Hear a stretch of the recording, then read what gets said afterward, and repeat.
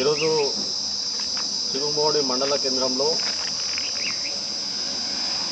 కాంగ్రెస్ నాయకులు వడ్ల కొనుగోలు సెంటర్లు ప్రారంభించి వదిలేసిన కారణంగా రైతులు చిగురుమామిడి మండలంలో ఉన్నటువంటి రైతులు మోసపడుతున్నారు. వాళ్ళ వడ్లు ఇప్పటి వరకు కూడా కొనుగోలు చేయడం లేదు.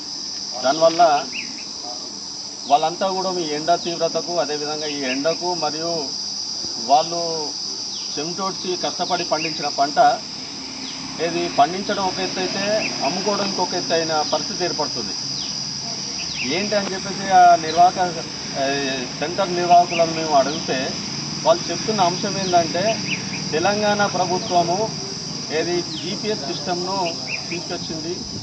అది ఈ వడ్లు రవాణా చేసేటువంటి వాహనాలకు జీపీఎస్ సిస్టమ్ను అమర్చాలి.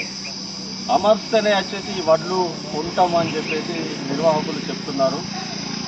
ఈ నిర్వాహకులు ముందుగా వాహనదారులకు చెప్తే వాళ్ళు ఏదో విధంగా అమర్చుకునేవాళ్ళు. ఇప్పుడు ఇంత త్వరగా చెప్పడం వల్ల ఆ జీపీఎస్ సిస్టము వాహనానికి అమర్చడం వల్ల వారికి వాహనదారులకు దాదాపు 3,000 రూపాయల దాకా ఖర్చు అవుతుంది.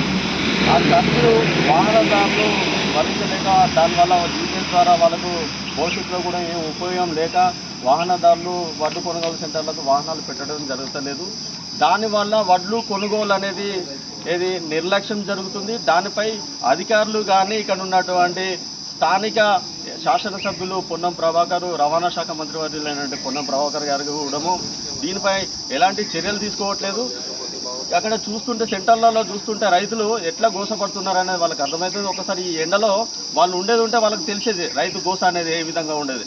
వాళ్ళను పూర్తిగా ఇక్కడ ఉన్నటువంటి చిగురుమామిడి మండలంలో ఉన్నటువంటి కాంగ్రెస్ నాయకులు ఓన్లీ సెంటర్లు ప్రారంభోత్సవాలకే కొబ్బరికాయలు కొట్టి రైతులను ఎండలో వచ్చేసి మాడిపోయే విధంగా కాంగ్రెస్ నాయకులు చేస్తున్నారు. అక్కడ ఉన్న పరిస్థితులను, అక్కడ ఉన్న బాధలను వీళ్ళు పట్టించుకోకుండా అధికారులు కూడా ఇక్కడ ఉన్నటువంటి దళార్లకు మాత్రమే సపోర్ట్ చేస్తున్నారు. ఇట్లా నిర్లక్ష్యం చేయడం వల్ల రైతులు ఏం చేస్తున్నారంటే, ఇక్కడ ఉన్నటువంటి చిగురుమామిడి మండలంలో ఉన్నటువంటి దళార్లకు ధాన్యాన్ని విక్రయించడం వల్ల దళార్లు వచ్చేసి కోట్ల రూపాయలు దండుకుంటున్నారు. దీని మీద స్థానిక అధికారులు కూడా సంబంధిత అధికారులు కూడా దాని మీద సమీక్ష లేదు. సంబంధిత అధికారులు కూడా దాని మీద చర్యలు తీసుకోవట్లేదు. దీన్ని ఓన్లీ దళార్లకు దళార్ల ఇల్లు నింపడానికే, రైతుల పొట్టలు కొట్టడానికే ఇక్కడ ఉన్నటువంటి కాంగ్రెస్ ప్రభుత్వం, ఇక్కడ ఉన్నటువంటి శాసనసభ్యులు, రవాణా శాఖ మంత్రివర్యులు పొన్నం ప్రభాకర్ గారు చేస్తున్నారని చెప్పేసి భారతీయ జనతా పార్టీ నుండి మేము డిమాండ్ చేస్తున్నాం. ప్రజలను కూడా ఒకసారి దానిపై ఆలోచించవలసిందిగా ప్రజలను విజ్ఞప్తి చేస్తున్నాం. ఈరోజు భారతీయ జనతా పార్టీ చిగురుమామిడి మండల పక్షాన ఈ అంశం పైన చిగురుమామిడి తహసీల్దార్ గారికి వినతి పత్రం కూడా ఇవ్వడం జరిగింది.